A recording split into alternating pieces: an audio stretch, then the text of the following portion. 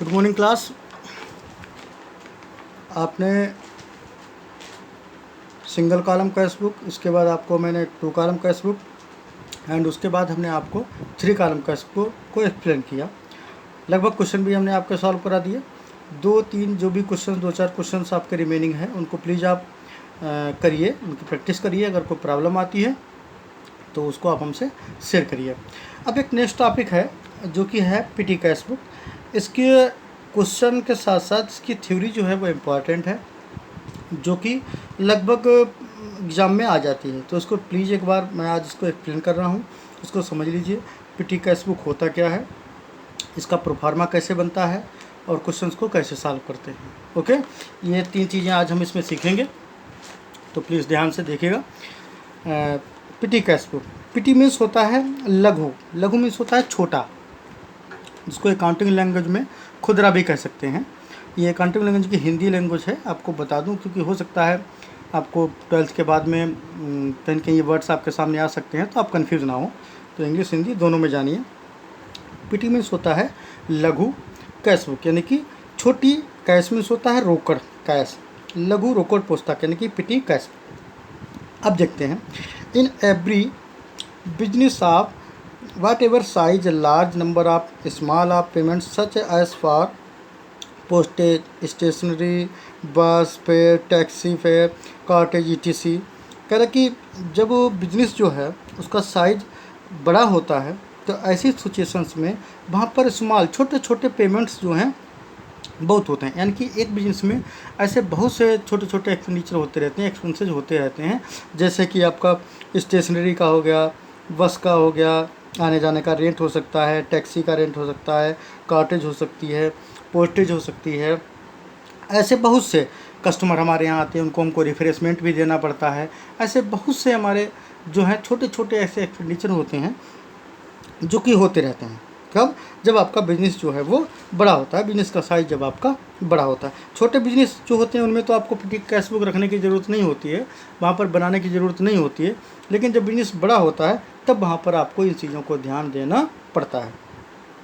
These payments are generally repetitive in nature if all these payments are made by the cashier and are recorded in the main cash book. The cashier will be overburdened with the work and the cash book will be also become very bulky। कह कि अगर ये छोटे छोटे payments जो हैं, जो main cash book अभी तक जैसे जो बना रहे थे, कैश बुक आपको हमने बताया था कि कैश का रिसीव्ड और कैश का पेमेंट शो करने के लिए कैश बुक बनाते हैं।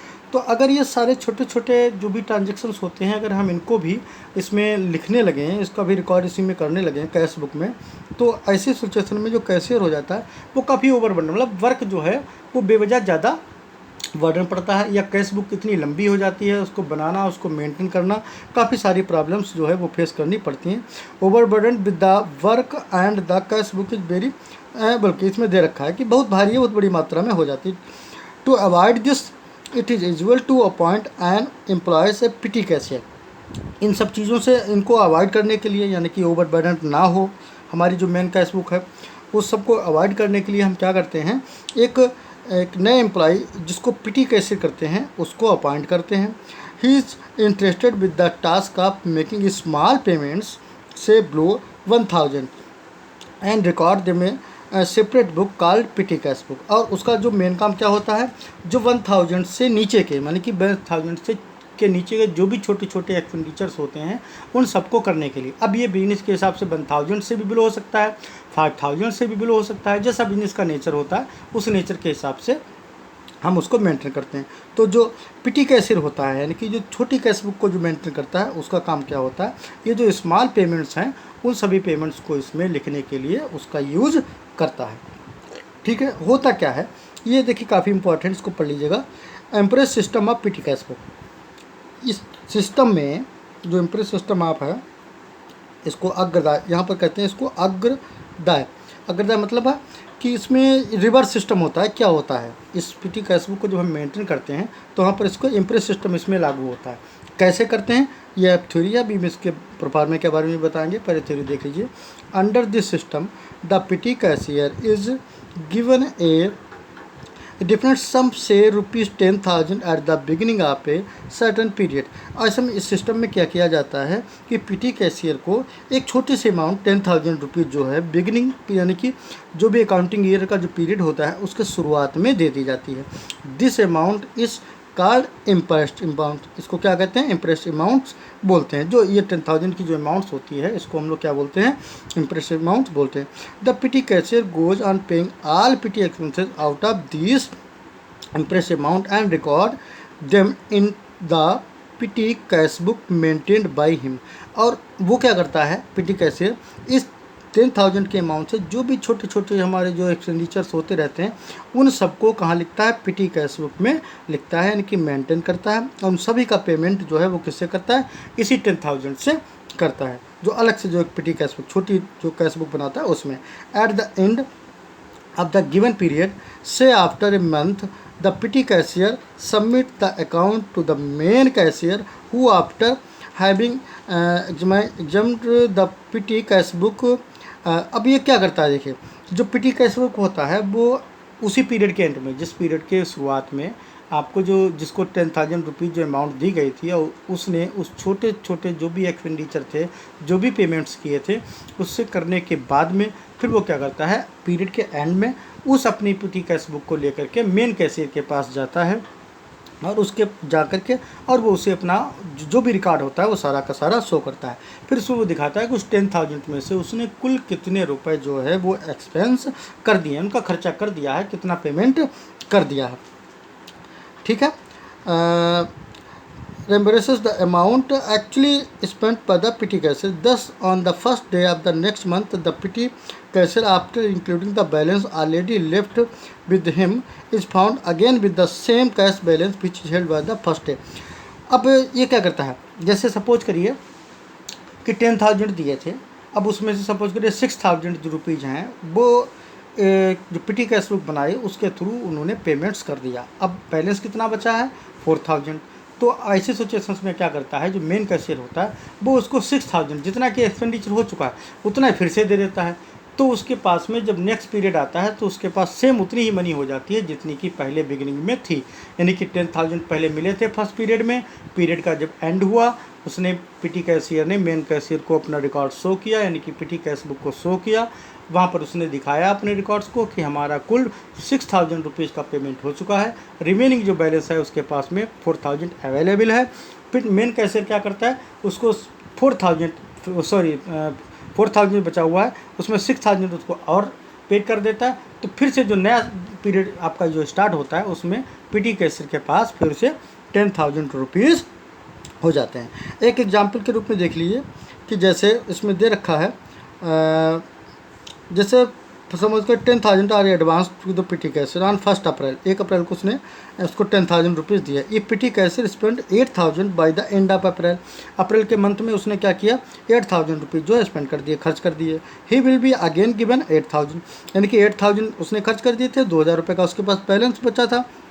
सो आफ्टर दैट इंक्लूडिंग 2,000 जो बैलेंस बचा था which he has already got with him, he will again restart with the original amount of 10,000 on the first day of May। यानी कि जो नेक्स्ट मंथ होगा, next period होगा, वो फिर से कितने से स्टार्ट कर देगा, 10,000 से ही स्टार्ट कर देगा। This system of petty cash book is called imprest system because imprest means advance made to a certain person, मतलब पहले से ही उतने खर्चे के लिए दे दिया, उसमें जो रिमेनिंग बचा फिर उससे ले लिया, हमारे पास में बिगिनिंग में उतना ही हो जाता है। तो ये जो थ्योरिकल के रूप में इम्प्रेस सिस्टम को बहुत पूछा जाता है, इसको एक बार आप रिवाइज कर लें, इसका नोट्स बना लें और प्लीज़ इसको लर्न भी कर लें। बाकी अब बात करते हैं इसके प्रोफार्मे की। फिर एक क्वेश्चन, इसके जो एडवांटेज वगैरह हैं इनको आप पढ़ लें, सिंपल है, इनमें कुछ नहीं है। जैसे एक मैं बता दे रहा हूँ, कंट्रोल ओवर मिसप्रोसन, जैसे कह सकते हैं जो भी छोटी मोटी समस्याएं जो भी आती रहती हैं स्मॉल पेमेंट्स के थ्रू, ये सारी चीज़ें कंट्रोल में रहती हैं। Control over the PT expenses, जो छोटे एक्सपेंडिचर होते हैं वो सारी चीज़ें कंप्यूटर रहते हैं, लिमिट में रहते हैं, पता चलता रहता है। क्योंकि बड़े बिजनेस में अगर उनको कंट्रोल में रखा जाए तो पता ही नहीं चलता कि छोटे छोटे एक्सपेंडिचर होकर के कितना खर्चा हो गया। हमको कल को मालूम करना हो कि इन छोटे छोटे जो भी हमने पेमेंट्स किए उनके थ्रू हमारा कितना बेस्ट पेमेंट हुआ है, कितना हमारा जो ओरिजिनल में होना चाहिए था उतना ही हुआ है या उससे ज़्यादा हुआ है। हमें अगर रोक करनी हो, रोक लगानी हो, जो कहते हैं ना फालतू की जो भी पेमेंट्स होते हैं, तो उसके अगर हम पीटी कैश बुक नहीं रखते हैं तो प्रॉब्लम हमको फेस करनी पड़ती है। अब देखते हैं इसका जो प्रोफार्मा दे रखा है। देखिए इसके प्रोफार्मे में काफ़ी सारे जो भी कॉलम्स बनते हैं। तो पहला कॉलम बनता है अमाउंट रिसीव्ड, दूसरा कैश बुक वैल्यू, जैसे आपके लेजर वैल्यू बनता था LF, अब यहाँ पर कैश वैल्यू हो जाता है, डेट, पार्टिकुलर, वाउचर नंबर, फिर टोटल पेमेंट्स जितना किया है।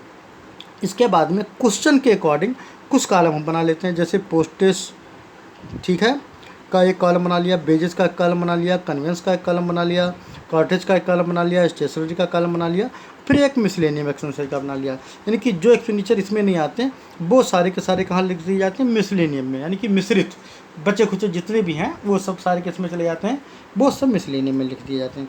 सपोज जैसे अगर हम देखें तो प्रिपेयर पीटी कैश बुक, जो इलस्ट्रेशन 16 है, आप केवल आज इलस्ट्रेशन देखेंगे, थ्योरी जो हमने बताया उसको रिवाइज करेंगे और उसका प्रोफॉर्मा बनाना सीखेंगे एग्जाम्पल दे करके। कल हम इसका एक क्वेश्चन आपको सॉल्व करके आपको भेजेंगे। देखिए prepare PT cash book on the impress system from the following particular 2016 1 receive 10,000 from A cashier, यानी कि कैशियर से पीटी कैशियर ने 10,000 रुपये रिसीव किए। Purchase stationery, paid for pages 500, paid for charity 300, purchase shop, paid for newspaper, ये छोटे छोटे expenditure देख रहे हैं। Paid for taxi fare, cartage 200, paid postage expenditure 600, paid auto, ये छोटे छोटे जितने भी एक्सपेंडिचर हैं। अब उनको देख लीजिए, हमने क्या किया, ये एक प्रोफार्मा बना लिया, अमाउंट रिसीव, कैश, डेट, जो हमने अभी आपको कॉलम बनाया वो सारे हमने कॉलम बना लिए बिल्कुल प्रोफार्मे के अकॉर्डिंग ही। फिर हमने क्या किया, जितना रिसीव किया तो उसको टू कैश, हमने जब रिसीव करते हैं तो पीटी कैश बुक आप जो है आप बना रहे हो तो petty cash book debit to cash का, तो टू कैश आ जाएगा, या 10,000 आपने इसमें शो कर दिया। अब इसके बाद क्या करेंगे, जो भी हमारे एक्सपेंडिचर हुए वो बाई में आ जाएंगे। जैसे बाई स्टेशनरी, तो पहले टोटल पेमेंट्स में तो हमको लिखना ही है, फिर हम स्टेशनरी वाले कॉलम में इसी में जा करके अगर हम सीधे चले जाएँ स्टेशनरी वाले कॉलम में हमने 800 लिख दिया, यहाँ यहाँ यहाँ ये सब डैश हैं, ओके। फिर क्या है, बेजेस, तो हमने 500 यहाँ तो लिखना ही लिखना है टोटल पेमेंट में, फिर बेजेस वाले कॉलम में लिख दिया, इसमें सब में डैश है, कोई दिक्कत नहीं है, ठीक है। चैरिटी का कॉलम हमने बना रखा होगा, चैरिटी का कॉलम कितना है, चैरिटी हमारा 300, अगर हमने कॉलम ऊपर देख लिया नहीं बना तो चैरिटी को हमने उठा करके कहाँ लिख दिया, सीधे मिसलेनियस एक्सपेंडिचर में, यानी कि जिसका कॉलम नहीं है उसको उठा करके, सिंपल होता है, जो भी अमाउंट है जिस कॉलम की अमाउंट है उसी कॉलम में लिखते चले गए, अगर कोई कॉलम नहीं है तो उसको मिसलेनियम में लिख देंगे, लास्ट में जा करके टोटल कर लिया। जैसे हमारा 8,400 हमने टोटल हुआ, इसका मतलब 16,000 हमारे 1600 10,000 में से हमको जो रिसीव हुआ था इसमें से 10,000 लिख के लेस कर देंगे, तो 1600 हमारे पास में बैलेंस बचा हुआ है। तो टू बैलेंस बीडी कितना था हमारे पास में 1600, फिर से हम टू कैश कितना लेंगे, जितना हमने एक्सपेंड किया था 8,400, तो टोटल दोबारा से हमारे पास कितना हो जाएगा, फिर से हमारे पास में 10,000 रुपीज़ हो जाएगा। क्वेश्चन लगाना इसका सिंपल होता है, बस प्रोफार्मे में जो कॉलम्स होते हैं उनको एक बार आप देख लें, फिर इसके बाद में कैश बुक में कुछ नहीं है, नेक्स्ट चैप्टर हम शुरू करेंगे। लेकिन कल हम इसका एक क्वेश्चन आपको जो है वो लगा करके भेज देंगे ताकि आपको कोई प्रॉब्लम ना हो। इसकी थ्योरी एक बार दोबारा से ज़रूर पढ़िएगा क्योंकि थ्योरी उसकी बहुत इंपॉर्टेंट है, जो बार बार पूछी जाती है। Okay, thank you.